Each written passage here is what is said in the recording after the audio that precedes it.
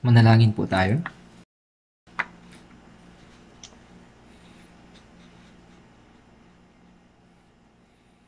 Mahabaging Amang Diyos na sa amin ay nagmamahal, tinawag kami ng Diyos mula sa mga tao sa sanlibutan sa katapusan ng panahon at iniligtas kami ng Diyos sa pamamagitan ng pagtulong sa amin upang maunawaan ang dakilang biyaya ng Diyos. At binigyan kami ng buhay na walang hanggan at pag-asa bilang mga anak ng Diyos. Kami po ay nagpapasalamat sa lahat ng dakilang biyayang ito. Sa oras pong ito, kami na naligtas sa pamamagitan ng mahalagang dugo ng Diyos ay nagkakatipon sa harapan ng Panginoon upang matuto ng salita ng Diyos. Kami po ay nagpapasalamat sa pagbibigay sa amin ng mahalagang oras na ito. Pakiusap, samahan niyo po ang mga taong nakikinig sa sermon online dahil sa hindi sila makadalo sa pagtitipon. Pakiusap, hawakan niyo po sila upang walang sino man sa kanila ang matisod sa mahirap na panahon ngayon. Ang aming iglesia sa Korea at mga iglesia sa buong mundo ay nasa mahirap na sitwasyon. Ngunit iniingatan nila ang pananampalataya at ipinapangaral ang Ebanghelyo. Pakiusap, punuin niyo po kami ng kapangyarihan ng Espiritu Santo, ng salita, karunungan at pag-ibig. Pakiusap, tulungan niyo po kami na maisagawa ang gawain ng Diyos upang akayin ang maraming mga ligaw na kaluluwa tungo sa Panginoon. Sa pamamagitan ng pangangaral ng Ebanghelyo ng may katapangan at sa pamamagitan ng karapat-dapat na pamumuhay bilang Kristiyano. Pakiusap, pagalingin niyo po kaagad ang mga may sakit upang sila ay makapaglingkod sa Panginoon at maipangaral ang Ebanghelyo at magawa ang ministeryo sa Iglesia. Sa oras na ito, ang Panginoon na nagbibigay ng kinakailangang salita ayon sa panahon at nagtuturo kung ano ang nararapat naming gawin. Pakiusap, turuan niyo po kami sa pamamagitan ng salita ng Diyos, na ipahayag ng Diyos ang kanyang banal na kalooban at kung anong uri ng tao nararapat kami sa harapan ng Diyos. Idinadalangin ko po ito sa pangalan ng ating Panginoong Hesus. Amen. Buksan po natin sa Biblia, Mateo chapter 22 verse 1 to 3.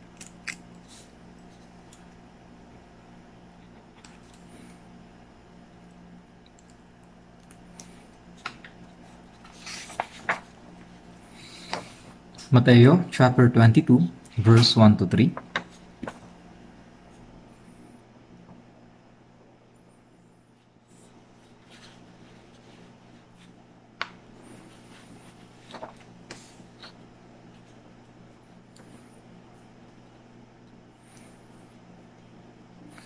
Chapter 22, verse 1 to 3.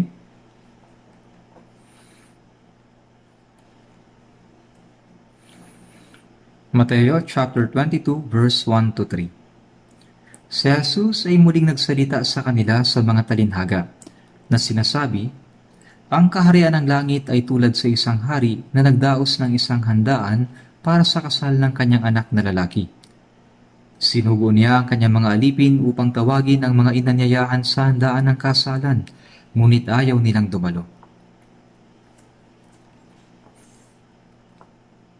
Basahin po natin mula verse 8 hanggang 14. Pagkatapos, sinabi niya sa kanyang mga alipin, handa na ang kasalan, ngunit hindi karapat-dapat ang mga inanyayahan. Kaya pumunta kayo sa mga pangunahing lansangan at anyayahan ninyo sa handaan ng kasalan ang sino mang makita ninyo. Lumabas ang mga aliping iyon sa mga lansangan at tinipon nila ang bawat matagpuan nila, masama man o mabuti. Kaya't napuno ng mga panauhin ang kasalan. Ngunit nang pumasok ang hari upang tingnan ang mga panauhin,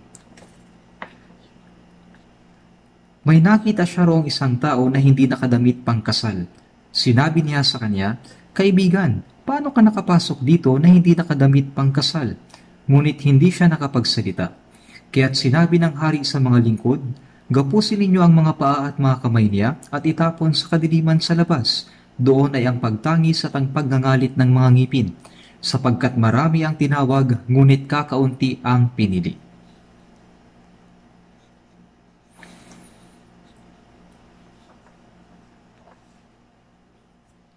Ang taong ito ay mas mainit kaysa sa ibang mga taon. Kahit na may tagulan, ito ay sandali lamang.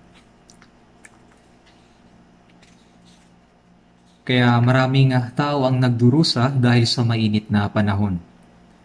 Maraming sakuna sa iba't ibang bahagi ng mundo. Nagkaroon ng malalakas na ulan sa ilang lugar, maraming tao ang nawalan ng tahanan, at marami ang namatay dahil sa pagbaha. At nagkaroon ng sunog sa iba't ibang lugar. Maraming puno at mga bahay ang nasunog, at maging ang ilang mga tao ay namatay. At maraming tao ang namatay at naghihirap sa kanilang buhay dahil sa pandemyang dulot ng COVID sa loob ng 2 taon. Ito ay talagang malinaw na pandaigdigang sakuna na ating nararanasan. Kaya nga marami ngayong mga kahirapan sa panahon na ito.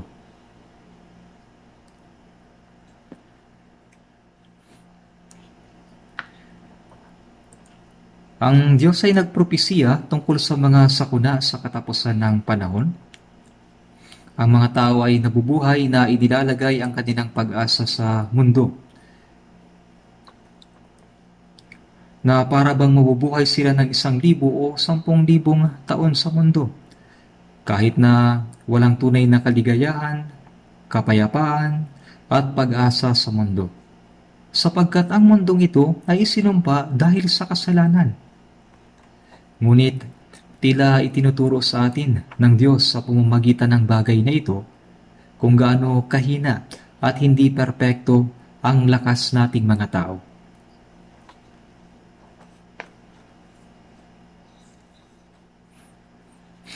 Gaano man kaunlad ang agham at kaalaman, namamatay pa rin tayo dahil sa hindi natin makontrol ang hindi nakikitang coronavirus at sa hindi makaimbento ng mabisang gamot.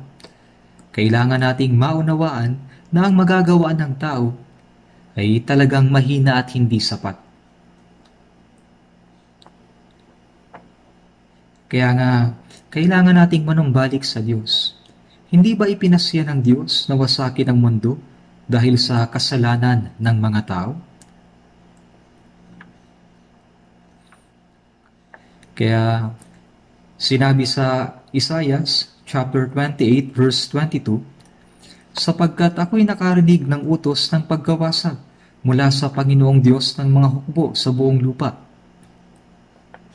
Nagpropesiya ang Diyos tungkol dito 2,700 taon na ang nakakalipas.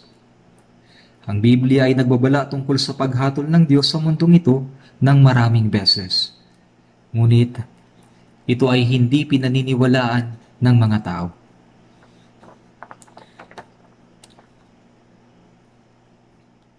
Sinabi na darating ang wakas kapag ang magandang balitang ito ng kaharian ay maipahayag sa buong daigdig. Hindi alam ng mga tao na ang itinakdang katapusan ng Diyos ay magaganap na. Na pagkatapos na maipangaral ang Ebanghelyo sa buong mundo, magaganap ang katapusan. Isang malaking kahangalan na inilalagay nila ang kanilang pag-asa sa mundong ito. Na para bang mabubuhay sila ng libu-libong taon sa mundong ito, gayong hindi natin nalalaman kung ano ang mangyayari sa isang araw. Sa Lucas chapter 12 verse 19, at sasabihin ko sa aking kaluluwa, kaluluwa, kaluluwa, marami ka ng pag-aaring nakaimbak para sa maraming taon. Magpahinga ka, kumain ka, uminom ka, magsaya ka. Sinabi ng Diyos sa mayamang lalaki, isa kang hangal. Sa gabing ito ay kukunin ng iyong kaluluwa, at kanino kaya mapupunta ang mga bagay na inihanda mo? Maaring kunin ng Diyos ang kaluluwa anumang oras. Ang dahilan kung bakit ang Diyos ay nagtitiis ay dahil sa hindi ninanais ng Diyos na mapahamak ang sinuman. Kundi ang lahat ay makarating sa pagsisisi. Kaya't ipinahintulot ng Diyos ang biyaya na maaaring magligtas at ang ibanghelyong ito ay naipapangaral sa buong mundo. Subalit, ang mga tao ay pinipikit ang kanilang mga mata at tinatakpan ang kanilang mga tainga mula sa nagawa ng Diyos. Gaano ba kalaki ang biyaya na tayo ay naligtas sa huling panahong ito? Tiyak na hindi sapat ang panahon na meron tayo upang sumamba sa Diyos at ipangaral ang Ibanghelyo, upang masuklian ang biyaya ng Diyos na natanggap natin. Ngunit umaasa tayo na ang Diyos ay magbibigay sa atin ng muling pagkakataon upang mabuhay para sa Kanya. Kahit na sinusubukan nating mabuhay para sa Diyos, pero minsan ay tatamad-tamad tayo, mahina at masuwayin sa harapan ng Diyos. Dapat tayong magdesisyon na mamuhay para sa kaluwalhatian ng Diyos sa katapusan ng panahong ito. Na naglilingkod sa Panginoon, ipinapangaral ang Ibanghelyo sa abot na ating makakaya, ito ang ating dalangin. Kahit na maraming mga sakuna sa kalikasan, ang butil ay naihinog pa rin. Kung paano ang butil ay pagkain para sa laman, ang salita ay pagkain para sa spirito. Subalit natatapos din ito. Kailangan nating tipunin ang mga butil bago matapos ang anihan. Malapit na ang taglamig. Gaya nito, ang Ibanghelyo ay ipinapangaral sa buong mundo at malapit na ito sa katapusan. Tayo ay nabubuhay sa huling panahon. Naniniwala ako na binibigyan tayo ng Diyos ng huling pagkakataon na maipangaral ang Ibanghelyo. Dapat ay huwag nating kalimutan na gawin ang lahat ng ating makakaya. Ako'y lubos na nalulungkot sapagkat nalalaman natin ang mga bagay na ito, subalit hindi natin nagagawa. Sa Lunes ay magsisimula ang ating summer retreat sa loob ng 1 linggo. Ito rin po ay ang autumn retreat. Kahit na hindi natin malayang maipangaral ang Ibanghelyo, kailangan pa rin nating gawin ang ating makakaya. Naniniwala ako na ang Diyos ay gagawang kasama natin upang iligtas ang mga ligaw na kaluluwa. Maraming bakanting upuan ang aking nakikita dito, kaya kayo ay maaaring makadalo. Mayroon po bang natatakot na dumalo dito? Bagaman may kahirapan na ang buong pamilya ay makapunta sa pagtitipon, ngunit kailangan nating alalahanin ang salitang ito, na huwag nating pabayaan ang ating pagtitipon, gaya ng ugali ng iba, kundi palakasin ang loob ng isa't isa, lalong-lalo na kapag inyong nakikita na papalapit na ang araw. Ayon sa Hebreo chapter 10 verse 25. Hindi natin kayang ipangaral mag-isa ang Ibanghelyo, ni mag-isang mabuhay para sa Diyos. Ako'y umaasa na tayo ay nagplano sa pag-evangelize sa maraming tao, na nananalangin sa mahabang panahon para sa Bible Seminar na magsisimula na sa susunod na linggo. Kung mayroong tao na hindi nakapagplano para sa evangelism, ngayon ay gumawa ng plano para sa evangelism upang makapagligtas ng iilang mga tao. Nais ko na kahit isang tao ay maligtas sa pagkakataong ito.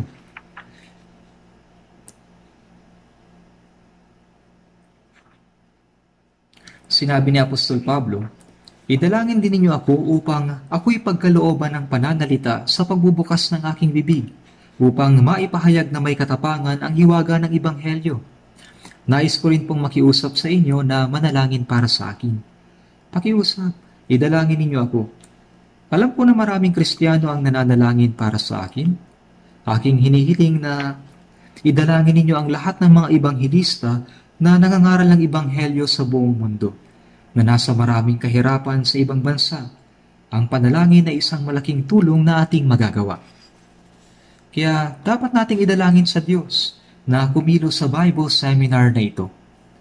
Kung ang Diyos ay hindi kikilos, ang ating sakripisyo ay magiging walang kabuluhan.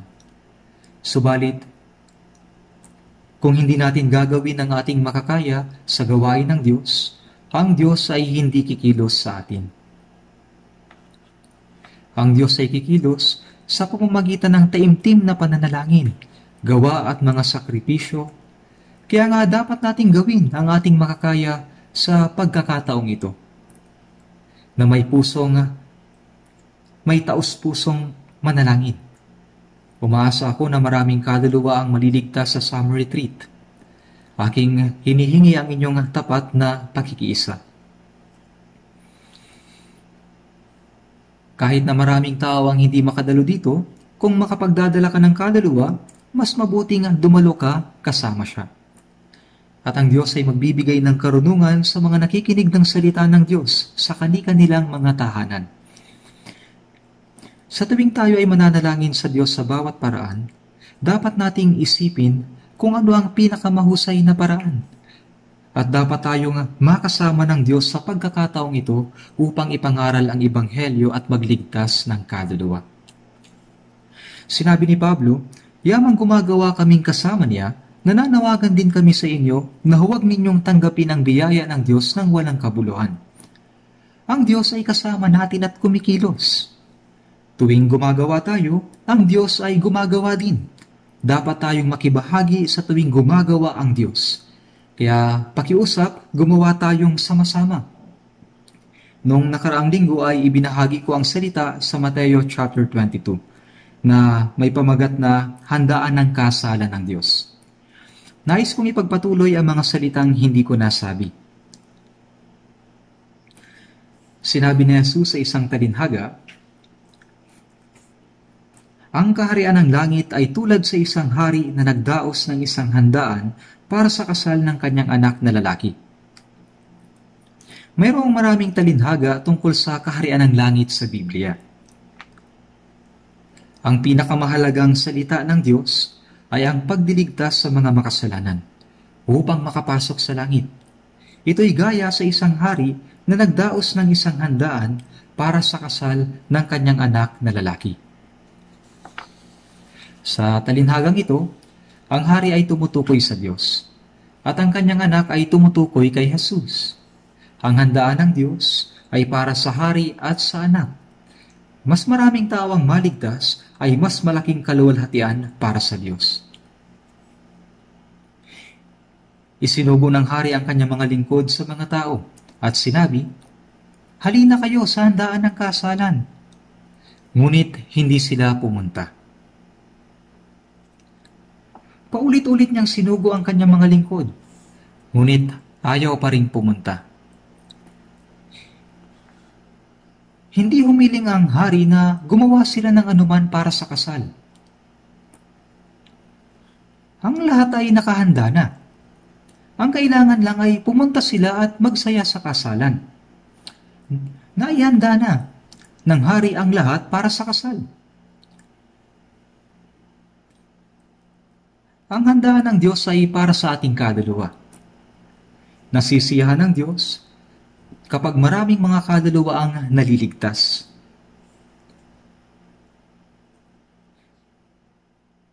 Itong handaang ito ay para sa ating kaluluwa.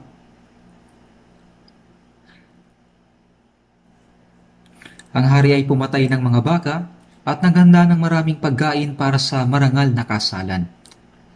Ang handaan na inihanda ng Diyos para sa atin ay hindi material. Para dito, ang tanging anak ng Diyos ay inialay tulad ng munting tupa. Handog sa kasalanan. Kung ang sino man ay maligtas, ay makakapasok siya sa walang hanggang langit. Nais na ibigay ng Diyos ang walang hanggang pag-asa.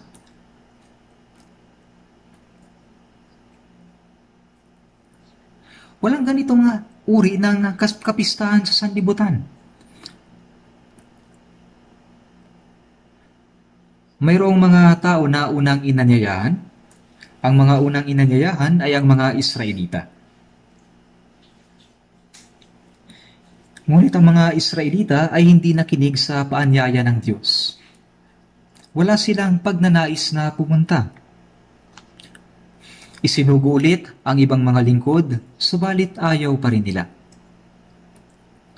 Handa na ang lahat, halina kayo sa handaan ng kasalan. Ipinaliwanag nila ng detalyado, ngunit ayaw pumunta ng mga ito. Tumanggi sila hanggang sa huli. Bakit mo ako laging pinipilit sa tuwing sinasabi kong ayaw ko? Nakakaabala ka na. Hinuli pa nga nila ang mga lingkod, inabuso at pinagpapatay. Sila ang bansang Israel. ito ay naganap sa kasaysayan. Alam natin itong mabuti.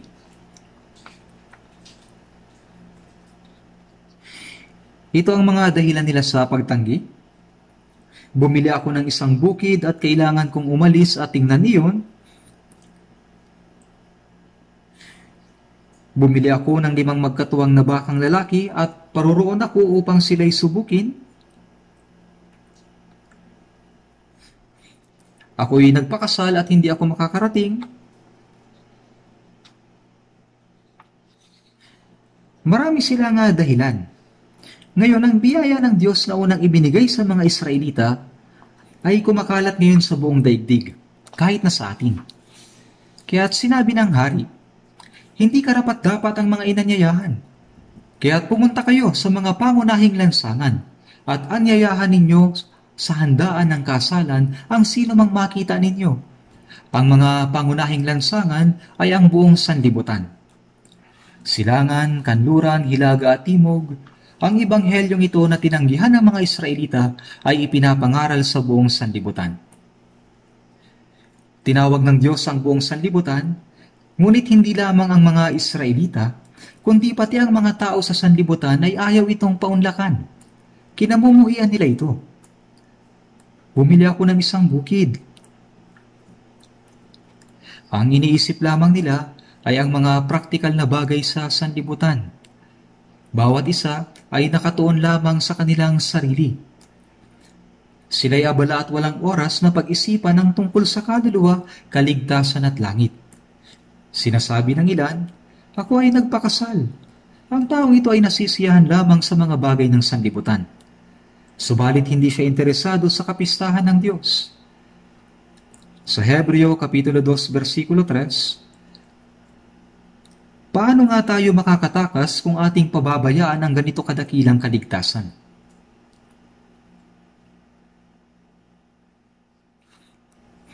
Paano nga tayo makakatakas kung ating pababayaan ang ganito kadakilang kaligtasan? Ang kaligtasang iyan ay napakadakila. Nung likhain ng Diyos ang lahat ng mga bagay sa daigdig, nilikha niya ito sa pamamagitan ng salita lamang. Subalit, ang kaligtasan ng tao at ng kaluluwa ay hindi maaaring maisakatuparan sa pamamagitan ng pagsasalita lamang. Kung ang Diyos ay makapagliligtas ng kaluluwa sa pamamagitan ng salita lamang, bakit pa niya ibinigay ang kanyang tanging anak upang mamatay doon sa krus? Ang Diyos ay hindi showman. Mayroon lamang isang paraan. Ang isakripisyo ang kanyang tanging anak. Kaya't ang kaligtasan ng isang kaluluwa ay higit na mahalaga kaysa sa sanlibutan. At para dito, ang Diyos ay gumawa ng mga dakilang sakripisyo at matiyagang naghihintay na sila ay magsisi. Gaya ng 1,000 taon ay isang araw. Ngunit ang mga tao ay hindi sila interesado, ayaw nila. Ang pagsasawalang bahala sa dakilang kaligtasan ay pagiging pabaya.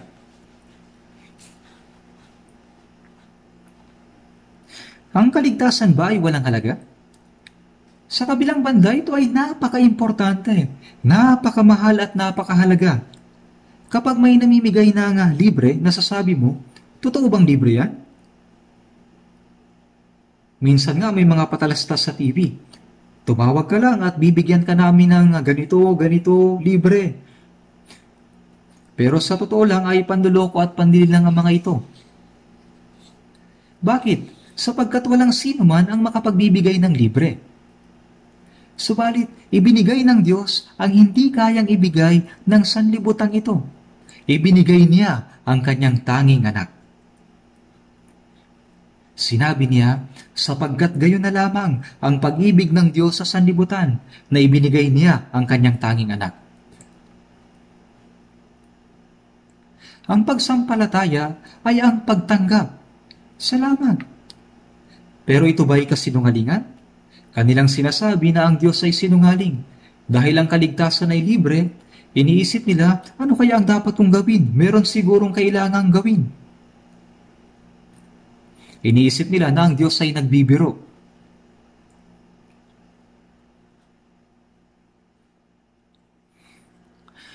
Sila ay gaya ng mga Israelita na tumanggi sa kaligtasan sa pamamagitan ng iba't ibang dahilan.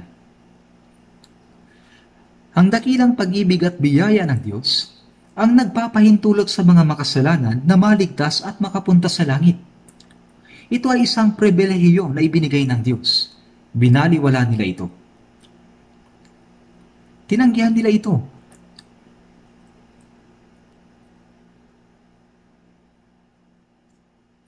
Ang mga tao ay hindi makakapunta sa langit dahil sa mabubuting gawa, ni mapupunta sa impyerno dahil sa kanilang mga kasalanan. Sinabi ng hari, dalhin ninyo ang sino mang makita ninyo, maging ito'y masama o mabuti. Ibig sabihin, kahit na gaano pa siya kamakasalanan, ay pwede siyang maligtas. Kahit na siya ay manggagancho, magnanakaw, o kahit na mamamatay tao, gaya ng mamamatay tao at magnanakaw na ipinako sa tabi ni Jesus. Sino man ay pwedeng maligtas kung siya ay tunay na magsisisi sa kanyang mga kasalanan. Subalit hindi ito alam ng mga tao, kaya't sumusuko kaagad sila. Binabaliwala nila ang pag-ibig at biyaya ng Diyos at ang pag-asang makapasok sa langit. At ang sinusubukan nila ay hanapin ang mga bagay na may pagkasira. Napakahangal talaga. Tayo din ay hangal noong una. Nung tayo ay naligtas, nung tayo ay nakinig at nag-aaral ng salita, nalaman natin kung gaano kahalaga ang kaligtasan na natanggap natin. Hindi ba't dakila ang kaligtasan ito? Kung wala kang ganitong pag-iisip, dapat mong suriin kung ang kaligtasan mo ay totoo. Kaya nga, ginagamit natin ngayon ang mga bagay na hindi mahalaga para sa mga bagay na higit na mahalaga. Ngayon, paano ba natin masusuklian ang biyaya ng Diyos na nagligtas sa atin? Paano ba natin maipapangaral ang Ebanghelyo sa mga taong hindi paligtas? Ito ang taimtim na inaasam natin. Ang puso ng Diyos na nagnanais na sino mang tao ay maligtas, ay naging puso din natin. Kung wala kang ganitong puso, dapat mong suriin ang iyong pananampalataya.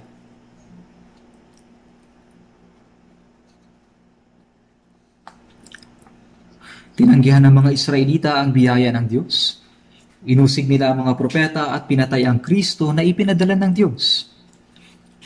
Kaya't ang mga Israelita na tumanggi kay Kristo at hindi sumunod sa Ebanghelyo ay pinalaya sa lupaing ipinangako sa kanila. Sila ay ikinalat sa buong mundo sa loob ng 1,900 taon at naghirap sa lahat ng uri ng pagdurusa. Pinapatay sila saan man magpunta. Wala nang ibang bansa na may mas miserableng kasaysayan kaysa sa Israel. Israel lamang ang nakaranas ng ganitong miserableng kasaysayan sa mundo. Ang lupain ng Israel na dinadaluyan ng pulot at gatas ay anino ng kaharian ng langit. Kung paanong si Adan ay pinalaya sa halamanan ng Eden dahil sa kanyang kasalanan, ang mga Israelita ay pinalaya sa lupain ng Israel dahil sa pagtanggi nila kay Kristo. Ang kawaawang pagpaslang sa kanila sa loob ng 1,900 taon ay nagpakita sa mga hintil kung gaano kalaki at kilakilabot ang kasalanan ng pagtanggi kay Kristo. Walang hanggang pagkawasak. Ipinapakita ito sa atin ng kasaysayan.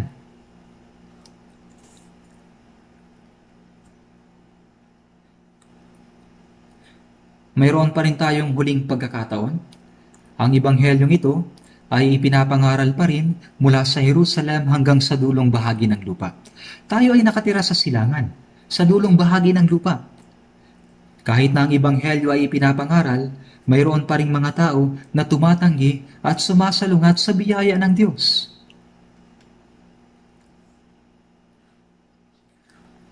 Kaya ngayon, handa na ang kasalan, ngunit hindi karapat-dapat ang mga inanyayahan.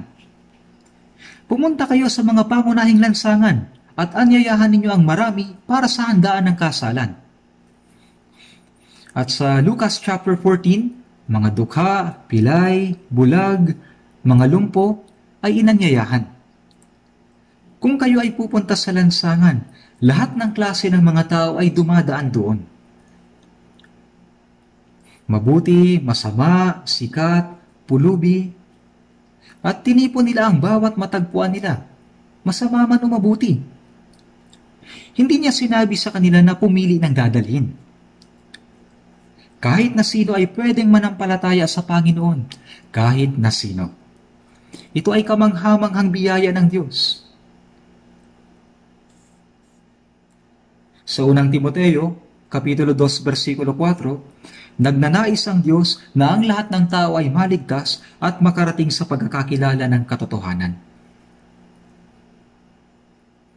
Ngayon, ang ebanghelyong ito na tinanggihan ng mga Israelita ay aktibong ipinapangaral sa mga hintil.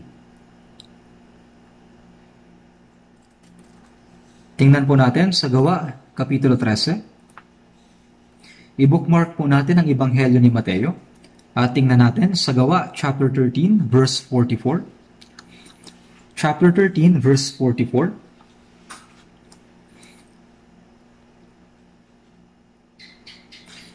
Babasahin ko sa verse 44 to 46.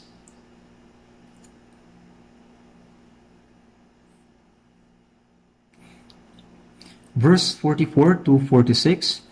Nang sumunod na Sabath ay nagtipon ang halos buong lungsod upang pakinggan ang salita ng Panginoon. Subalit nang makita ng mga Hudyo ang napakaraming tao, napuno sila ng inggit. Nanlapastangan at sinalungat ang mga bagay na sinabi ni Pablo at nagsalita ng buong katapangan sina Pablo at Bernabe na nagsasabi, kinakailangang ipahayag muna ang salita ng Diyos sa inyo, yamang inyong itinatakwil ito at hinahatulan ninyong hindi kayo karapat-dapat sa buhay na walang hanggan, kami ngayon ay babaling sa mga hintil. Ngayon, saan man magpunta si Pablo at Bernabe, kanilang ipinapangaral muna ang ebanghelyo sa mga Hudyo. Dahil sa mga Hudyo ay nagkakatipon tuwing Sabath, sila ay pumupunta sa sinagoga, ipinapangaral ang salita ng Diyos sa mga Hudyo. Subalit nang makita ng mga Hudyo ang napakaraming tao, napuno sila ng inggit, nanlapastangan, at sinalungat ang mga bagay na sinabi ni Pablo. Napuno sila ng inggit. Sila ay pinabulaanan at siniraan ng puri.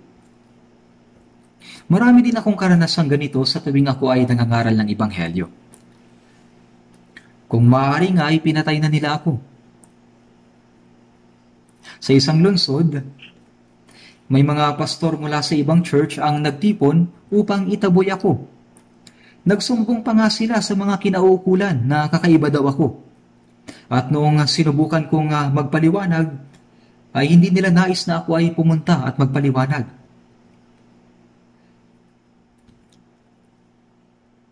Kahit na ngayon, ay maraming nangyayaring katulad nito. Napupuno sila ng inggit. Pinabubulaanan at sinisiraan ng puri kung ano ang sinasabi ng ebanghelyo. Na mayroong mga walang kabuluhang salita. Sinasabi nilang sapat na raw ang basta maniwala. Bakit pa daw kailangang maunawaan ng biyaya? Sinasabi ng Biblia, mula ng araw na inyong marinig at maunawaan ang biyaya ng Diyos sa katotohanan. Ano sa palagay ninyo ang sinasabi sa talatang ito? Tayo ay maliligtas kapag ating nalaman at naunawaan. Ngunit galit na galit sila sa salitang maunawaan. Hindi nila sinasabi na dapat kang maipanganak na muli, na dapat mong maunawaan ang kaligtasan. Hindi sila nagsasalita tungkol sa paghuhukom, impyerno at kasalanan.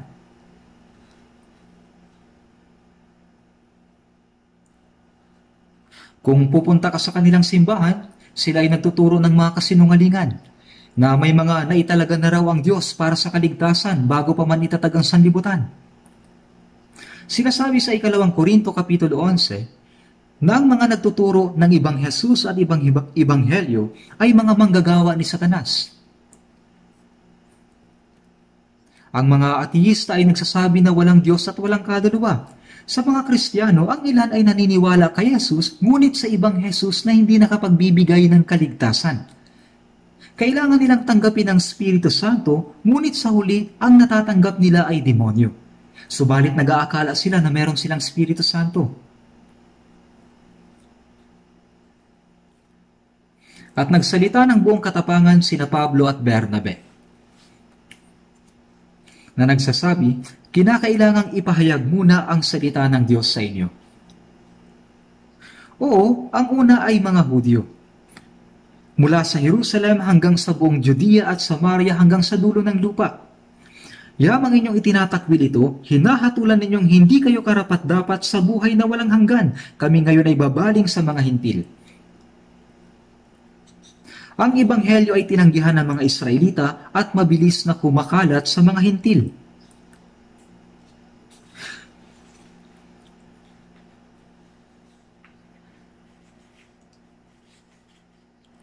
Sa mga Gawa, chapter 13, verse 48, nang marinig ito ng mga hintil, nagalak sila at nilawalhati ang salita ng Diyos, at sumampalataya ang lahat ng mga itinalaga sa buhay na walang hanggan.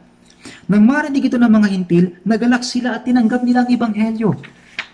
Sumasampalataya ang lahat ng mga itinalaga sa buhay na walang hanggan. Ang bersikulong ito ay hindi dapat iugnay sa teorya ng predestinasyon. Sinasabi na ang buhay na walang hanggan ay itinalaga sa sino mang sasampalataya sa biyaya ng Diyos. Ang sino mang mananampalataya ay magkakaroon ng buhay na walang hanggan.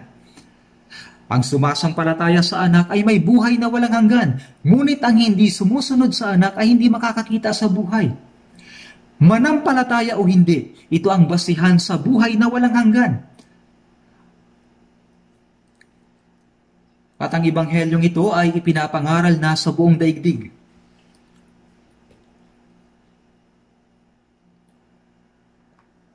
Balikan po natin sa Mateo, Kapitulo 22, versikulo 10. Mateo, Kapitulo 22, versikulo 10 hanggang 12. Lumabas ang mga aliping iyon sa mga lansangan at tinipon nila ang bawat matagpuan nila, masama man o mabuti. Kaya't napuno ng mga panauhin ang kasalan. Ngunit nang pumasok ang hari upang tingnan ang mga panauhin, may nakita siya roong isang tao na hindi nakadamit pangkasal. Sinabi niya sa kanya, "Kaibigan, paano ka nakapasok dito na hindi nakadamit pangkasal?" Ngunit hindi siya nakapagsalita. Ngayon, ang piging ay napuno ng mga panauhin. Ang lahat ng mga naunang inanyayahan ng hari ay tumanggi at nanirang puri. Dahil dito, ang Diyos ay nagsugo ng kanyang mga hukbo upang puksain ang mga mamamatay tao, sunugin ng lungsod, at nagpataw ng matinding parusa sa mga mamamayan ng Israel. Ngayon ay nagtutungo tayo sa silangan, kanluran, hilaga at timog upang ipangaral ang Ebanghelyo. At maraming mga tao ang sumasampalataya. Marahil ay nasisiyahan ng hari sa kanyang puso. Siya ay pumasok upang tingnan ang kanyang mga panauhin. Hindi niya sinabing, bahala na kayo sa sarili ninyo na kumain at magsaya. Salip, nais niyang puntahan sila at makisayang kasama nila. Sa lansangan, ang mga dukha, may kapansanan, mga pulubi, ang mga taong ito ay hindi makakakita sa hari. Ngunit sa pamamagitan ng pakikilahok sa handaan ng hari, maaari silang kumain at uminom na kasama ng hari. Ito ay tunay na kamanghamanghang biyaya. Pwede nilang makasama ang hari na kumain at uminom. Ang kumain at uminom na kasama ng hari. Kung titinan ninyo sa Apokalipsis, Kapitulo 3, versikulo 20, "Makinig ka, ako'y nakatayo sa may pintuan at tumutuktok. Kung diringgin ng sino man ang aking tinig at buksan ang pinto, ako'y papasok sa kanya at kakaing kasalo siya at siya'y kasalo ko." Sinabi ng Panginoon, siya'y kasamang kakain at iinom. Ang pagkain at pag-inom ay ang masiyahan na magkasama. Kapag nakikipagkita tayo sa ating mga kaibigan pagkatapos ng matagal na panahon na hindi nagkita, sinasabi natin, "Oy, punta tayo sa restaurant at kumain tayo. Kumain tayo ng masarap na pagkain." Sinasabi naman ng mga hindi mananampalataya, "Uminom tayong magkasama." Ibig sabihin ay mag-enjoy tayo. Gayunman, ang handaan ng Diyos ay naiiba sa handaan ng mga tao sa mundo. Sinabi ni Jesus sa John chapter 6 verse 35, "Ako ang tinapay ng buhay. Ang lumalapit sa akin ay hindi magugutom, at ang sumasampalataya sa akin ay hindi kailanman mauuhaw. Sinabi ni Jesus, ako'y magbibigay ng tinapay at tubig na hindi kailanman magbibigay sa inyo ng pagkagutom at pagkauhaw.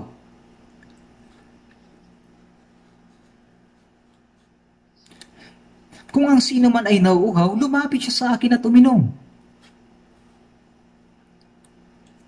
Ang sumasampalataya sa akin, gaya ng sinasabi ng kasulatan, mula sa kanyang puso ay dadaloy ang mga ilog ng tubig na buhay.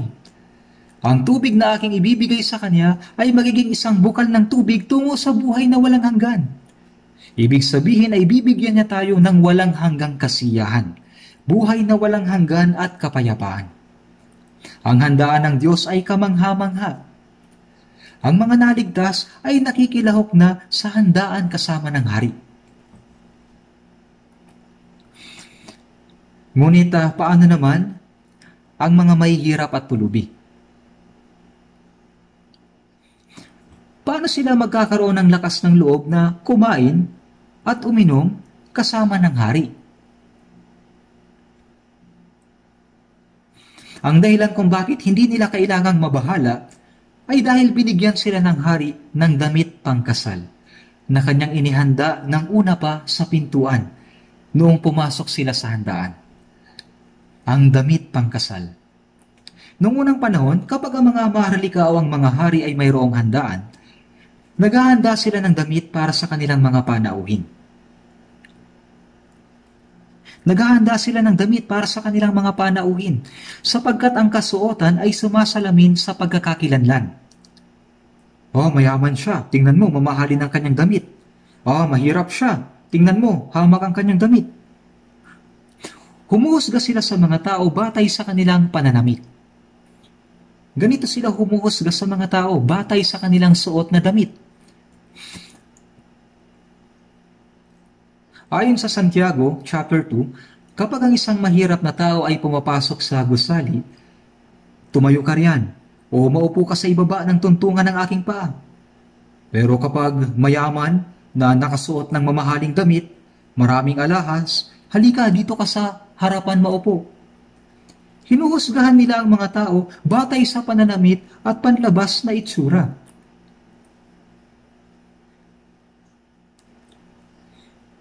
Siyempre ay may iba't ibang uri ng tao sa mga sanandaan.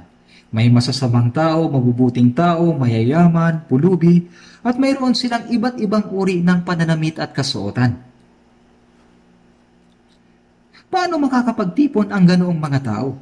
Paano sila mangangahas na kumain kasama ng hari? Mas gugustuhin pang sabihin ng mga pulubi, bigyan mo na lang ako ng pirasong tinapay. Doon ako uupo sa kanto at kakain. Mas komportable yon sa akin.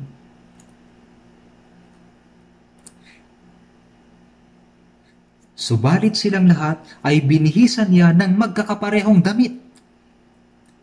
At dahil sa magkakapareho ang suot nilang damit, ikaw at ako ay magkapareho.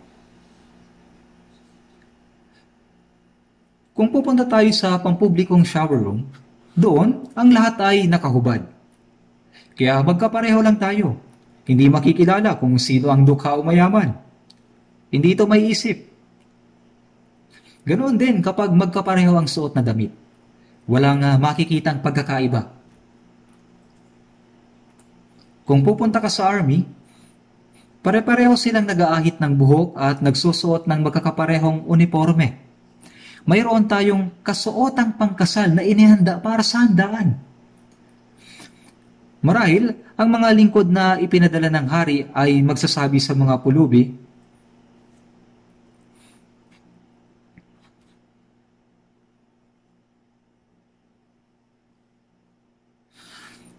maaaring sabihin ng mga lingkod sa pulubi, Hoy! Bakit? Iniimbitahan ka ng hari sa kanyang handaan.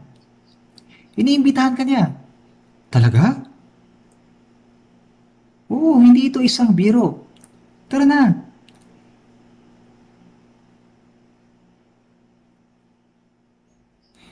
Ang mga tao sa lansangan ay wala ring bukid, katulad ng mga unang tumanggi sa kapistahan. Wala silang bukid.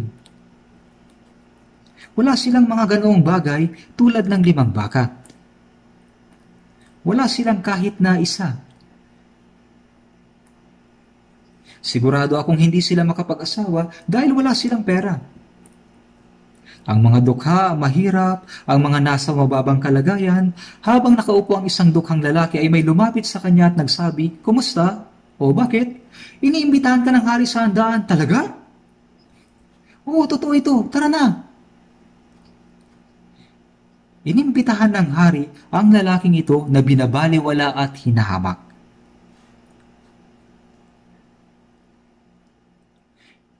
"Nananaginip ba ako? Pagpasok pa lang doon sa may pintuan, tanggalin mo ang iyong damit pulubi. Tanggalin mo ito at palitan. Narito ang isang napakagandang damit. Ito ay maayos na puting damit at malinis." Agad siyang nagubad at isinuot ang damit pangkasal. Ngayon, magkakapareho na ang lahat. Ngunit, may isang ginoong lalaki. Ang taong ito ay nakapag-aral na mabuti, may magandang trabaho, nakasuot ng mamahaling damit.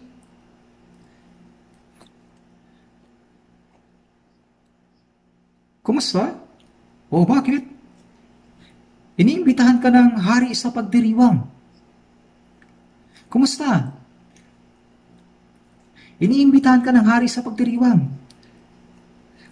Syempre, inaasahan ko na yan. Dapat talaga niyang imbitahan ang isang taong gaya ko. Tara na.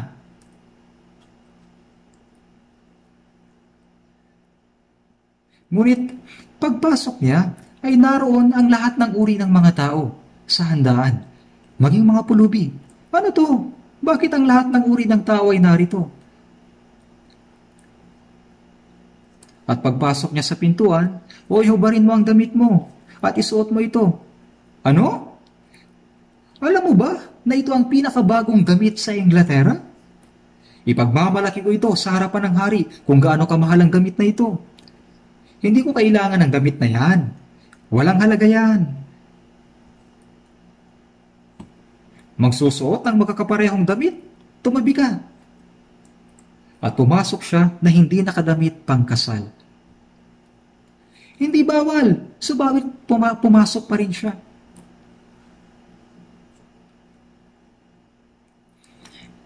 Pumasok ang hari upang makita ang mga panauhin. Nakita niya ang isang tao na hindi nakadamit pangkasal. Ganito ba ang sinabi ng hari? "Aba, gusto ko ang magarang damit niya." Ganyan ba ang sinabi ng hari? Hindi. Kaibigan, hindi ito ang mabuting kahulugan. Bakit ka pumasok dito nang walang damit pangkasal?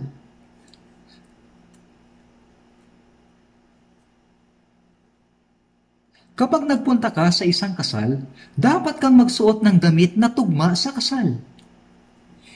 Hindi ka maaaring pumunta sa kasal na bihis pulubi.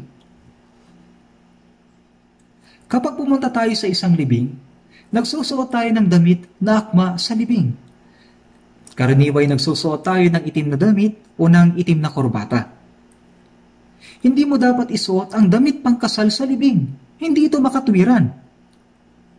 Kailangan nating magsuot ng tamang damit para sa pagdiriwang o para sa pagdadalamhati. Dapat kang maging magalang. Kung nais mong maging magalang sa kasal ng hari, dapat mong isuot ang damit pangkasal. Kailangan mong isuot yung damit pangkasal. Maraming uri ng tao. Mga dukha, may hirap, pulubi, tambay. Mayroon ba silang damit pangkasal sa kanilang bahay? Kung sasabihin sa kanila ng hari na umuwi at magdala ng damit pangkasal, saan sila kukuha nito? Wala silang kahit na ano. Ito ang dahilan kung bakit inihanda na ng hari ang lahat ng kasuotan sa kasal.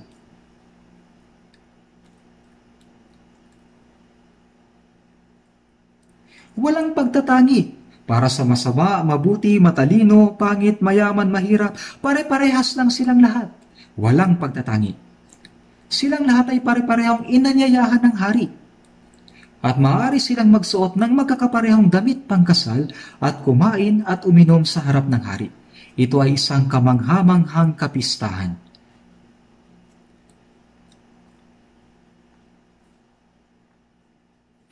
Ano ang ibig sabihin ng damit pangkasal? Sa Genesis chapter 3, nagkasala si Adan at nalaman niya ang kanyang kahihiyan at kahubaran. At gumawa siya ng damit mula sa mga dahon ng igos. Nang tawagin siya ng Diyos, siya ay nagtago at nagsabi, "Ako'y natakot sapagkat ako'y hubad at ako'y nagtago." Ang dahon ng igos ay hindi maaaring maging kasuotan. Hindi nito maitatago ang kanyang kahihiyan. Ang dahon ay mabilis matuyo. Pagkaupo niya ng ilang beses, mahuhulog na ang lahat. Nang tawagin siya ng Diyos, tangkay na lang yung naiwan. Tangkay na lang ang natira. Nangangahulugan lang ito na ang katuwiran o mabubuting gawa ng tao ay hindi makapagtatakip sa ating kasalanan. Sa Isaiah chapter 64 verse 6, "At ang lahat naming katuwiran ay naging parang maruming kasuotan." Ang lahat ng aming katuwiran ay naging parang maruming kasuotan. Hindi sinasabing kasalanan lang ang marumi. Maging ang lahat ng ating katuwiran ay tulad ng maruming basahan. Ang ating mabubuting gawa ay pagkukunwari. Sa Job chapter 35, kung ikaw ay matuwid, anong sa kanya iyong binibigay? O ano ba ang tinatanggap niya mula sa iyong kamay? Ibig sabihin, kapag gumagawa ka ng mabuti, tao lang ang nakikinabang dito. Ang katuwiran ng tao ay hindi tinatanggap ng Diyos. Ang lahat ng aming katuwiran ay naging parang maruming kasuotan. Kaming lahat ay nalalantang gaya ng dahon. Ang katuwiran ng tao ay hindi makapagtatakip sa kanyang kasalanan.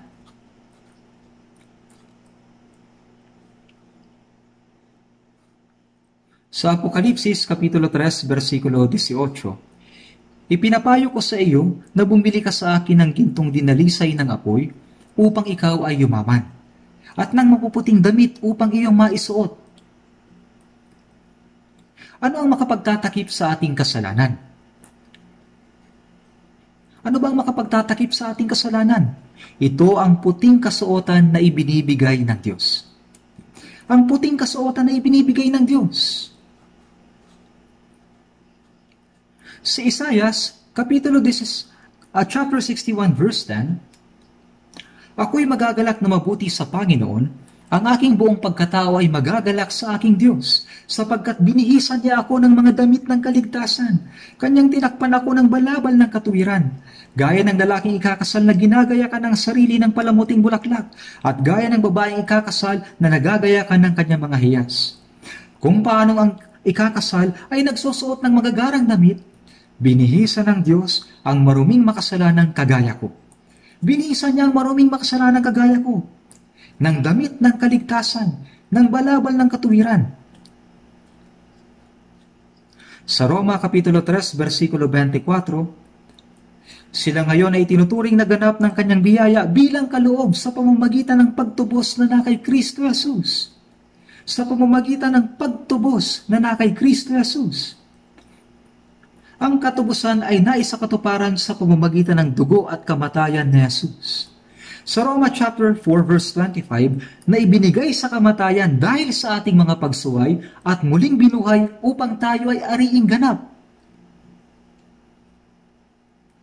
Sa pamamagitan ng dugo at kamatayan ni Jesus ay nabayaran ang ating mga kasalanan.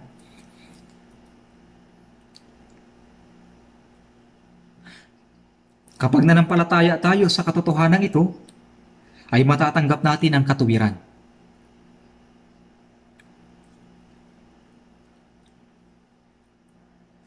Sa Apokalipsis Kapitulo 7, versikulo 9, "Na nakatayo sa harapan ng trono at sa harapan ng kordero na nakasuot ng mapuputing damit at may mga sanga ng palma sa kanilang mga kamay." May mga taong nakasuot ng mapuputing damit sa harapan ng trono.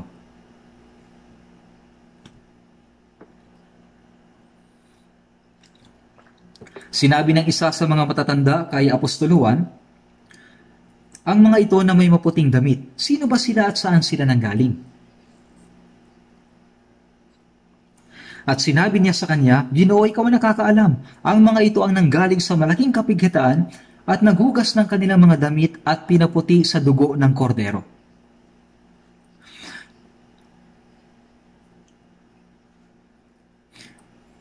Ito yung damit ng kaligtasan na hinugasan at pinaputi ng dugo ni Jesus.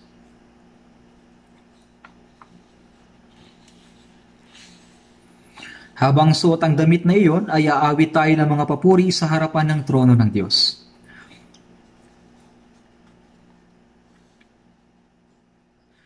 Tungkol sa mga lumahok sa handaan na hindi nakadamit pangkasal, ito ang problema. Una, may mga tumanggi sa kapistahan. Pangalawa, may mga hindi lamang tumanggi, kundi kinuha din ang mga lingkod, pinakitunguhan ng may karahasan at pinatay sila. Pangatlo, ang mga sumali sa kapistahan na hindi nakadamit pangkasal. Silang lahat ay haharap sa magkakaparehong kapalaran sa bandang huli.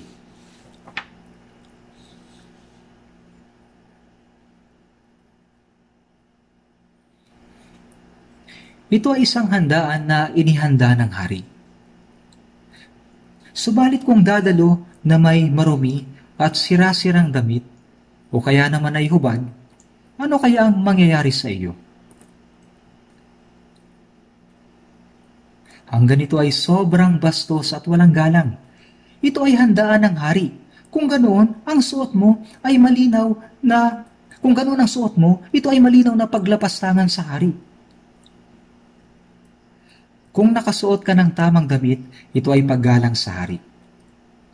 Subalit kung hindi, ay paghamak ito sa hari. Naghanda ang Diyos ng damit pangkasal. Naghanda na ang Diyos ng damit pangkasal. Anumang damit maliban sa damit na inihanda ng Diyos ay hindi maaaring maging kasuotan sa kasal. Ito ay parang nakahubad lamang.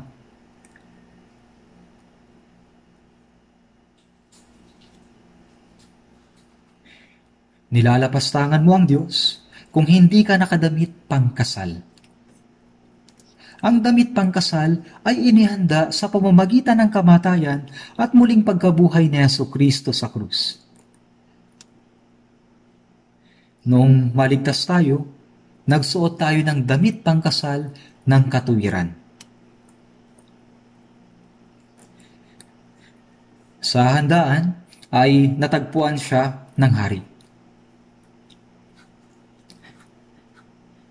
Kaibigan, paano ka nakapasok dito na hindi nakadamit pangkasal? Alam ba ninyo kung gaano nakakatakot ang mga salitang ito? Napansin niya ang lalaki. Bakit hindi ka nagsuot ng damit pangkasal?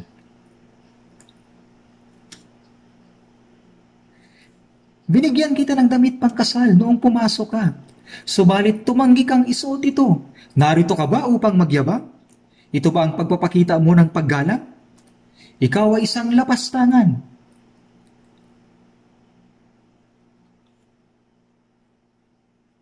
Narito ka lamang upang magmalaki. Paglapastangan ito.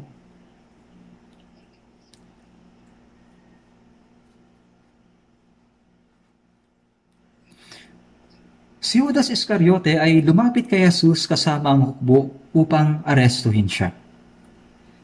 Sinabi niya, ang hahalikan ko ay yun na nga. Dakpin ninyo siya. Kaagad siyang lumapit kay Jesus at sinabi, magandang gabi, Rabay, at kanyang hinagkan siya.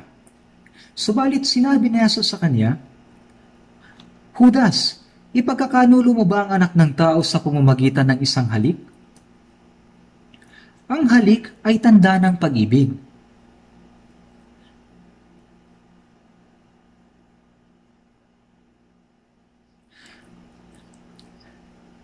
Ngunit ang halik na ito ay mapagkunwaring halik.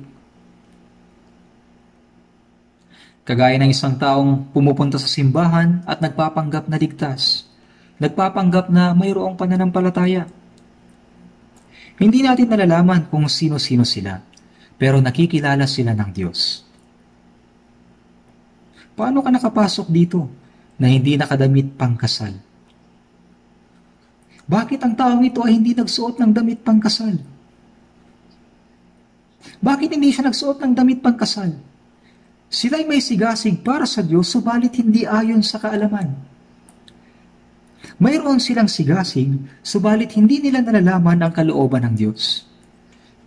Sa Roma, Kapitulo 10, versikulo 2, sapagkat sa kanilang pagiging mangmang sa katuwiran ng Diyos at sa pagsisikap nilang maitayo ang sariling pagiging matuwid, ay hindi sila nagpasakop sa pagiging matuwid ng Diyos.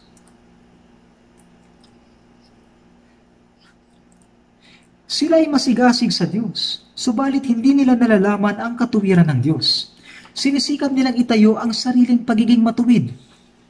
Sinusubukan nilang lumapit sa Diyos gamit ang kanilang sariling katuwiran.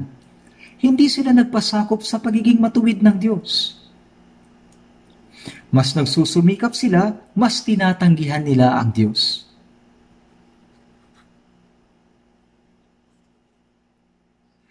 Sa Lucas Kapitulo 18, nanalangin yung Fariseo, Diyos, pinasasalamatan kita na hindi ako gaya ng ibang mga tao, na mga mangingikil, mga di makatarungan, mga mangangalunya, o gaya man ng maniningil ng buwis na ito. Ganito ang kanyang panalangin, subalit tinanggap ba ng Diyos ang kanyang panalangin? Ito ay sarili niyang katuwiran. Hindi katuwiran ng Diyos. Hindi siya makakapunta sa langit sa pamamagitan ng kanyang sariling katuwiran.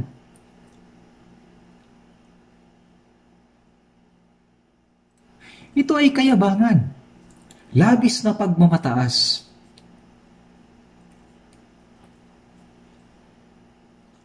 Sino ba ang nagkanulo kay Jesus? Ang mga skriba, Fariseo at ang mga dalubhasa sa kautusan na may matinding sigasig para sa Diyos. Sila ang tumanggi kay Jesus. Subalit ang maniningil ng buwis, dinadagukan ang kanyang dibdib na nagsasabi, Diyos, mahabag ka sa akin na isang makasalanan. Ang maniningil ng buwis na ito ay tinanggap ng Diyos. Sinabi ni Jesus, malibang ang isang tao ay ipanganak na muli ay hindi niya makikita ang kaharian ng Diyos. Maraming mga tao ang lumaki sa Kristyanismo. Pinupuri sila ng iba sa pagkakaroon ng mabuting pananampalataya. Sila'y nabautismuhan. Dumadalo sila sa mga komunyon at mga relihiyosong gawain. Ngunit napakarami sa kanila ang hindi pa naipapanganak muli. Malibang ang isang tao ay ipanganak na muli ay hindi niya makikita ang kaharian ng Diyos. Hanggang ngayon ay ganito pa rin ang sinasabi ng Diyos. Malibang ang isang tao ipanganak ng tubig at ng spirito, hindi siya makakapasok sa kaharian ng Diyos.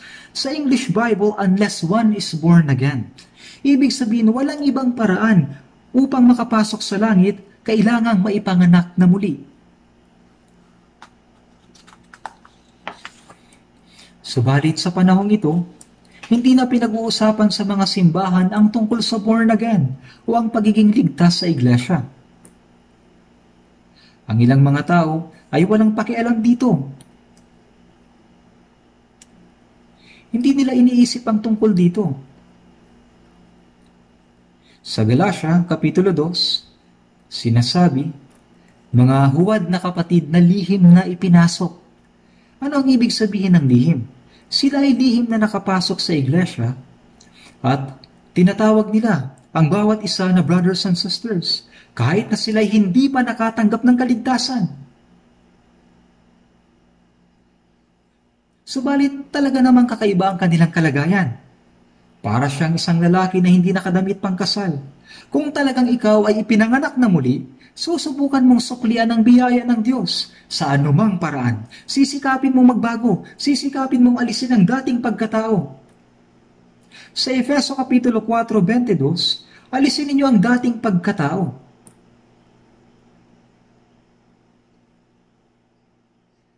Kayo nagbihis na ng bagong pagkatao.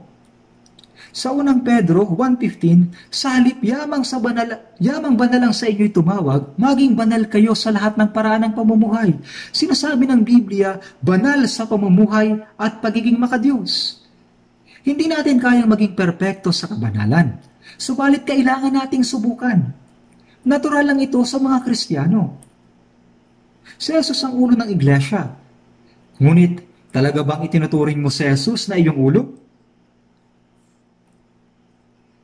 Kung tayo ay bahagi ng katawan, kailangan nating mahalin ang mga kapatiran sa iglesia. Dapat na igalang natin ang isa't isa. Hindi mo sila pwedeng maliitin. Kung hindi ka nakadamit pangkasal, sasabihin ni Jesus, paano ka nakapasok dito na hindi nakadamit pangkasal? Bibigyan din ito ni Jesus.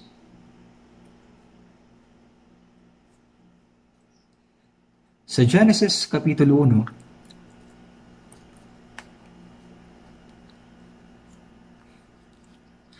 ibinukod ng Diyos ang liwanag sa kadiliman. Magkakahiwalay niyang nilikha ang mga halaman, hayop, at tao. Sina Cain at Abel ay parehong nag-alay sa Diyos. Ngunit ibinukod ng Diyos si Abel. Handog lamang ni Abel ang kanyang pinahalagahan. Noong walang taong humahanap sa kanya ay ibinukod niya si Abraham. Naging anak ni Abraham sina Ismael at Isaac, ibinukod si Isaac. Naging anak ni Isaac sina Esau at Jacob, ibinukod si Jacob. Ano ba ang ibig sabihin nito? Ang Diyos ay sumusuri at bumubukod, naghihiwalay.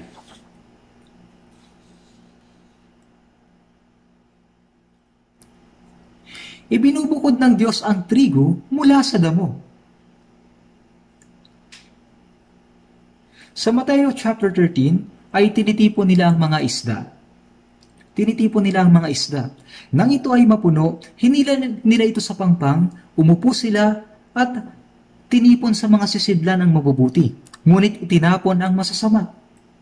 Inihiwalay ng Diyos ang masasama sa mabubuti at ang masasama ay itatapon. Kanyang ihiwalay ang masasama sa matutuwid at itatapon sila sa pugon ng apoy.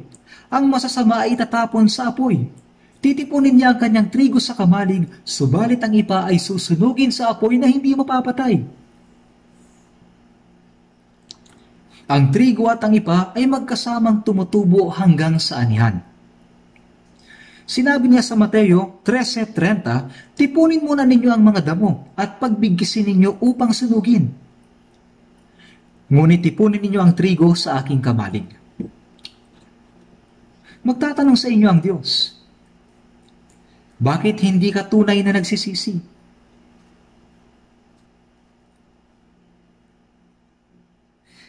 Bakit hindi ka tunay na ipinanganak muli? Bakit hindi ka nakadamit ng kaligtasan? Bakit hindi mo iginagalang ang Diyos? Bakit nakikisali ka lang sa kapulungan ng mga banal? Sasabihin ito ni Jesus. Bakit hindi ka tunay na nagsisisi? Ihihiwalay ng Diyos ang tupa mula sa mga kambing. Kanyang ilalagay ang tupa sa kanan at ang mga kambing sa kaliwa.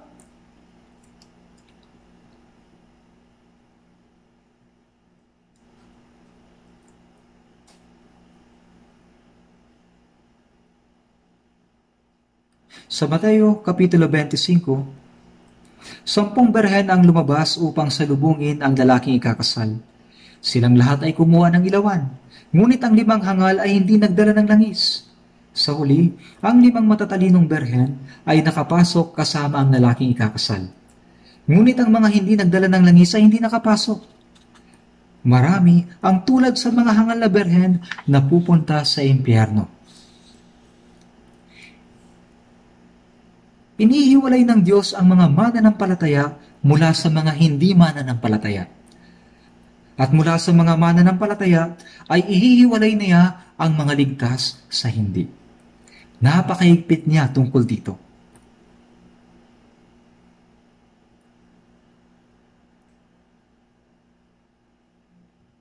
Sa Mateo Kapitulo 7, 13 at 14, pumasok kayo sa makipot na pintuan, sapagkat maluwag ang pintuan at malapad ang daang patungo sa kapahamakan, at marami ang pumapasok doon. Sapagkat makipot ang pintuan at masikip ang daang patungo sa buhay, at kakaunti ang nakakatagpo niyon. Mayroong 2 uri na nga mananampalataya. Sa Mateo Kapitulo 7:21, sinabi ni Jesus, hindi lahat na nagsasabi sa akin, Panginoon, Panginoon, ay papasok sa kaharian ng langit. May mga taong naniniwala ang nagsasabi ng Panginoon, Panginoon. Nagpapanggap sila na may mabuting pananampalataya. Tila ba taimtim silang manalangin? Subalit, hindi lahat na nagsasabi sa akin, Panginoon, Panginoon, ay papasok sa langit. Ano ba ang kalooban ng Ama sa langit? Sa Juan 6:40, ito ang kalooban ng Ama na ang bawat nakakakita sa anak at sa kanya'y sumasampalataya ay magkaroon ng buhay na walang hanggan. Ang magkaroon ng buhay na walang hanggan ang kalooban ng Diyos. At ang mga nagtamo ng buhay na walang hanggan ay dapat mamuhay alinsunod sa kalooban ng Diyos.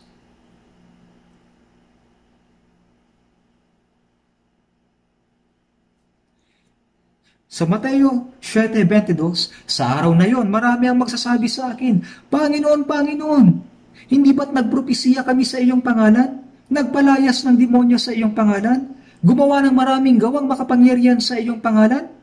Sila'y mga ibanghilista, misyonaryo, nagtuturo ng Biblia, nagpapalayas ng demonyo, nagpapagaling ng sakit, gumagawa ng maraming makapangyarihan. Subalit sinabi ng Panginoon, hindi ko kayo kilala kailanman.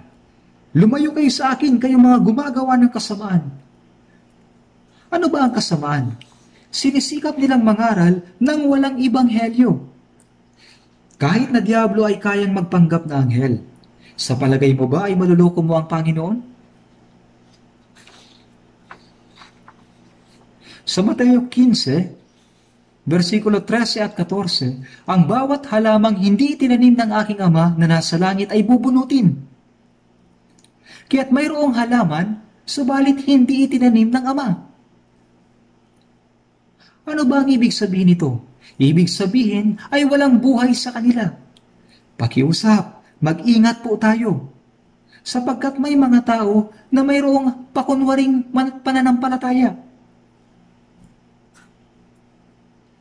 Malilinlang mo ang mga mata ng tao, subalit kailanman ay hindi mo malilinlang ang mga mata ng Diyos.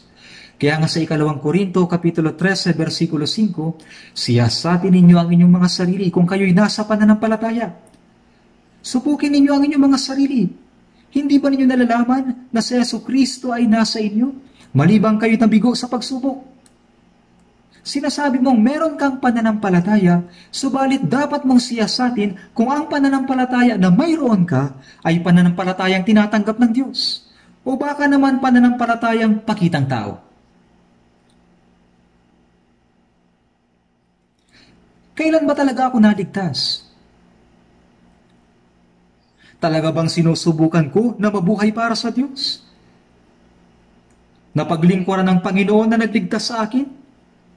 Maraming uri ng pananampalataya. May patay na pananampalataya, pananampalatayang nawasakan ng barko, peke at pakunwaring pananampalataya, mayroon kang pananampalataya. Subalit kung ang pananampalatayang mayroon ka ay hindi magdadala sa iyo sa langit, anong silbi nito? Kahit na nagpapanggap ka na mayroong pananampalataya at uma-attend sa church tuwing linggo, hindi ito nangangahulugang pupunta ka sa langit.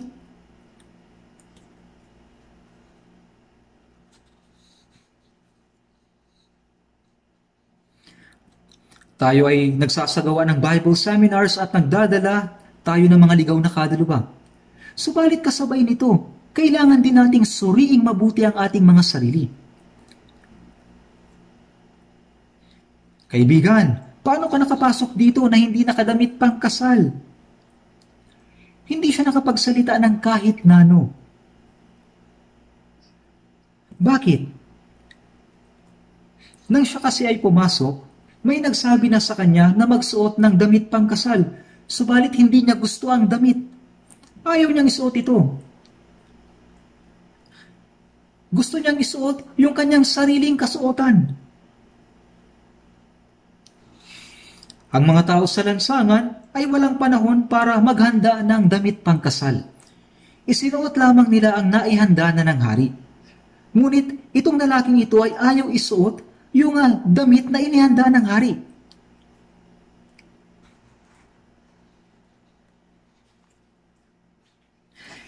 Kaya't sinabi ng hari, bakit ka narito? Bakit ka narito? Gayong hindi ka nakadamit pang kasal. Bakit ka nagpapanggap na ligtas? Wala kang puso na may paggalang sa Diyos. Wala kang puso na nais mabuhay para sa Diyos. Bakit ka nagpapanggap? Magpapanggap ka ba na naniniwalang mabuti kung wala ka naman talagang pagnanais na paglingkuran ng Diyos? Ano ang dapat na ginawa ng lalaking ito? Dapat ay nagsisi siya. Hari, nakagawa ko ng malaking kasalanan. Nagsisi sana siya at nanumbalik sa Diyos.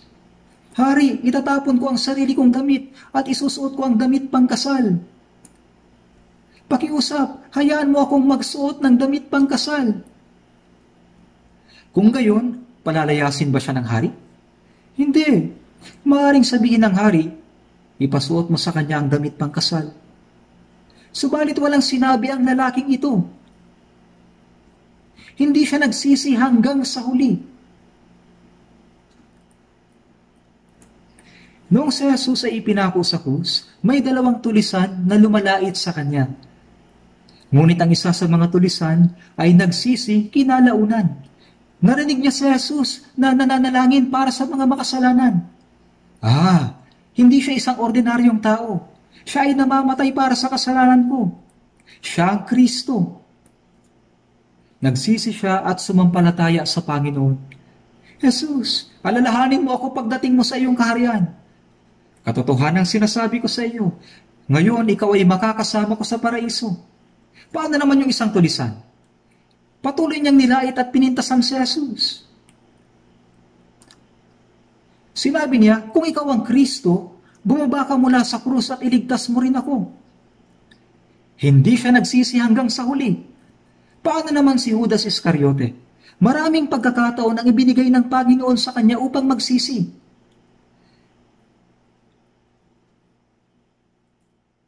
Pinagmamasdan lamang siya ni Jesus. Hindi sinabi ng Panginoon, bakit ka nakaupo dito, katulad ng 12? Subalit si Judas ay hindi nagsisi hanggang sa huling sandali ng pagpapakamatay niya.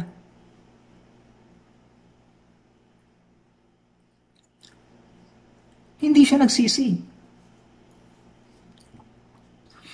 Sa Lucas Kapitulo 13, 23 at 24, at may nagsabi sa kanya, Panginoon, kaunti ba ang maliligtas? At sinabi niya sa kanila, magsikap kayong pumasok sa makipot na pintuan. Sapagkat sinasabi ko sa inyo na marami ang magsisikap na pumasok at hindi makakapasok. Magsikap kayong pumasok sa makipot na pintuan. Ang mga naghahangad na pumasok sa makipot na pintuan ay yung mga nagnanais makapunta sa langit. Subalit marami ang hindi makakapasok. Sapagkat marami ang tinawag, ngunit kakaunti ang pinili. Maraming tao ang inaanyayahan at tinatawag upang maligtas at magkaroon ng buhay Kristiyano. Ngunit kakaunti ang naipapanganak muli.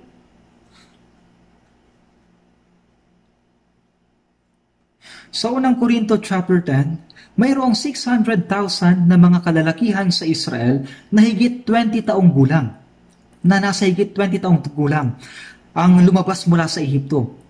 Pero namatay silang lahat sa ilang sa loob ng 40 taon. 2 lalaki lang ang nakapasok sa lupain ng Kanaan, sina Josue at Caleb. Sinabi sa unang Korinto, hindi nalugod ang Diyos sa karamihan sa kanila, sila ay ibinuwal sa ilang. Hindi mahalaga ang bilang ng mga tao. Kahit na marami ang nagsasabi ng kasinungalingan, ang kasinungalingan ay mananatiling kasinungalingan. Kahit na isa lang ang nagsasabi ng katotohanan, ang katotohanan ay mananatiling katotohanan. Sa mundong ito ay pinapahalagahan ang dami o bilang. Subalit hindi ito malaking bagay sa Diyos. Alam mo ba kung gaano kaliit ang bilang ng mga taong makakapasok sa langit? Sinabi ni Jesus sa Lucas chapter 12 verse 32, huwag kayong matakot, munting kawan, sapagkat nakalulugod sa inyong Ama na ibigay sa inyo ang kaharian. Tinawag niya na munting kawan. Sila'y iilan lamang. Munting kawan.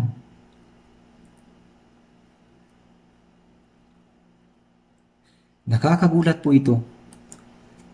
Huwag kang magpanggap na ligtas sa piling ng mga Kristiyano. Hindi mo maitatago ang sarili mo sa harapan ng Diyos.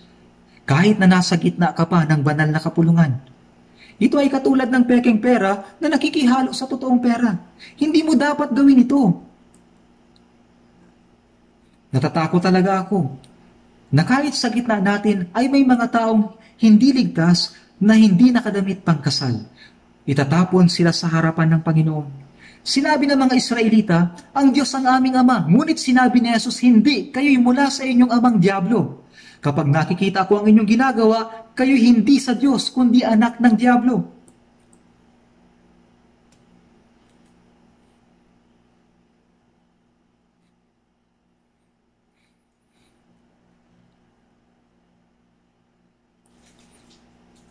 Dapat ninyong maintindihan na ang paniniwala kay Jesus ay hindi isang buhay relihiyoso.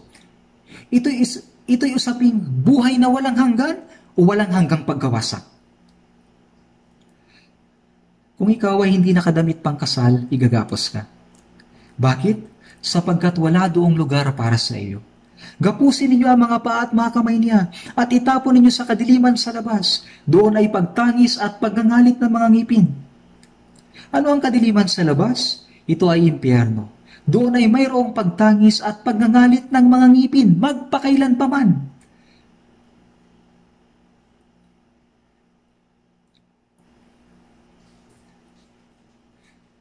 Mga kapatid, hindi lamang tayo dapat mag-evangelize, kundi dapat din tayong makinig na mabuti sa mga Bible seminars at siyasatin ang ating sarili. May mga nagsasabing dapat ba nating pakinggan ang parehong Bible seminar ng paulit-ulit? Kailangan mong makinig ng mabuti, paulit-ulit. Kumakain tayo ng kanin ng paulit-ulit. Ang mundo ay umiikot ng paulit-ulit araw-araw. Nabubuhay tayo sa paulit-ulit na mundo. Huwag mong isipin na nakinig ka na ng sapat sa Ebanghelyo. May iba na nagsasabi, pagod na ako sa pakikinig sa Ebanghelyo. Nangangahulugan ito na ayoko nang makinig sa Ebanghelyo. Kung iniisip mo ay ganito, siyasatin mong mabuti ang iyong kaligtasan.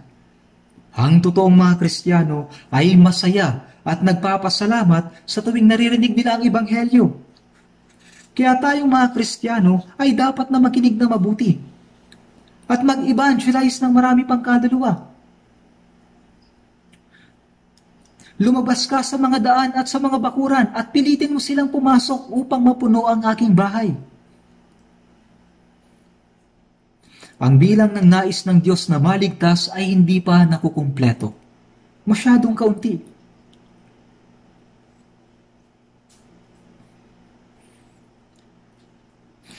After I decided to live for the Lord and rested in peace, I made it my mission to preach the gospel. Mayroon pong himnong ganito. Pagkatapos ng kaligtasan ay para saan ka ba nabubuhay? Para ba sa kasikatan? Para maging mayaman? Para sa makamundong pagnanasa? Hindi! Tulad ng sinabi ni David, at ngayon, Panginoon, sa ano pa ako maghihintay? Ang aking pag-asa ay sa iyo. Kanya ring sinabi, tunay na sila'y nagkakagulo ng walang kabuluhan. Ang tao ay nagbubunton at hindi nalalaman kung sino ang magtitipon. Napakahangal nila. Huwag tayo magpakahangal. Kailangan nating mag-evangelize ng kahit na isa pang kaluluwa sa lahat nating oras. Pera, pagod, at sakripisyo sa abot ng ating makakaya. Kailangan nating gawin ang lahat. Sabi ng iba, kahit na hindi ko ito gawin, gagawin naman ito ng iba. Oo, totoo ito. Subalit kung ikaw ay tunay na naligtas, bakit ka nahihiyang gawin ito?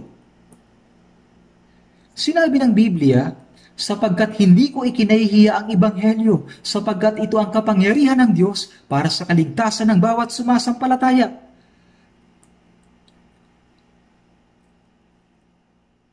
Paano ikahihiya ng mga Kristiyano ang pangangaral ng Ebanghelyo na nagbibigay ng kaligtasan sa mga sumasampalataya? Makinig man sila o hindi, kailangan nating ipangaral ang katotohanan. Ipaubaya sa Diyos ang resulta. Wala na tayong sapat na oras. Bilang mga anak ng Diyos, ay dapat nating ipangaral ang Ebanghelyo para sa kaluwalhatian ng Diyos hanggang sa katapusan.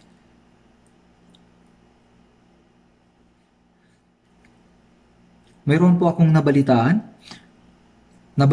ko na ang aking malapit na kamag-anak ay pumanaw na ngayong umaga. Nabigyan siya ng pagkakataong maligtas sa pamamagitan ng pakikinig ng Bible Seminar. At umaasa ako na siya ay tunay na nagsisi sa bandang huli.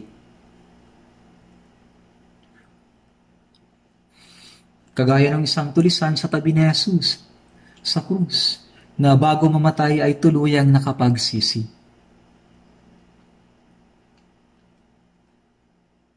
Kaya tumaasa ako na talagang siya ay tunay na nagsisi sa bandang huli.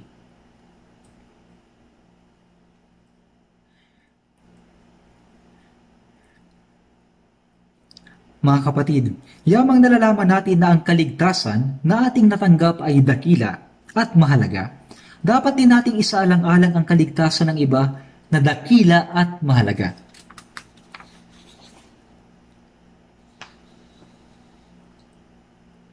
Ang panahon na meron tayo ay masyadong maikli. Para sa Panginoon na nagligtas sa atin at para sa Ebanghelyo, ang oras na meron tayo ay masyadong maiksi. Huwag nating sayangin ang pagkakataon. Kailangan nating makilahok kasama ang puso natin sa summer retreat na magaganap bukas. Gawin natin ang ating makakaya upang ipangaral ang Ebanghelyo sa ating oras, pera at paggawa. Dapat ay taimtim tayong manalangin at makilahok sa gawain ng kaligtasan ng Diyos. Gawin natin ang lahat. Magsakripisyo tayo para sa gawain ito. Manalangin po tayo. Mahabagin naming Amang Diyos, ang panahon ng biyaya ay malapit nang matapos, at maraming salamat sa pagpahintulot ninyo sa amin na maligtas bago dumating ang panahon ng paghuhukom ng Diyos.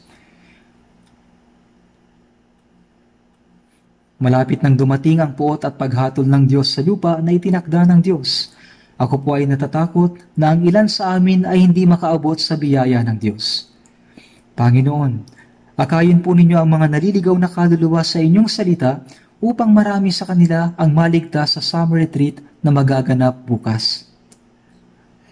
Pakiusap, tulungan po ninyo kami na mga naunang naligtas na maipangaral ang Ebanghelyo ng Panginoon at akayin ang mga kaawa-awang kaluluwa sa harapan ng Panginoon upang maganap ang dakilang gawa ng kaligtasan. Panginoon, sa pamamagitan ng biyaya at salita ng Diyos, akayin po ninyo kami na suriin ang aming sarili sa panahong ito. Upang malaman namin kung mayroon kaming pananampalataya na tinatanggap ng Diyos o wala. At dalangin ko rin po sa oras na ito na maraming kaluluwa ang maligtas upang malubos ang kagalakan at kaluwalhatian sa harapan ng Diyos. Dalangin ko po ito sa pangalan ng Panginoong Hesus, na aming Panginoon. Amen.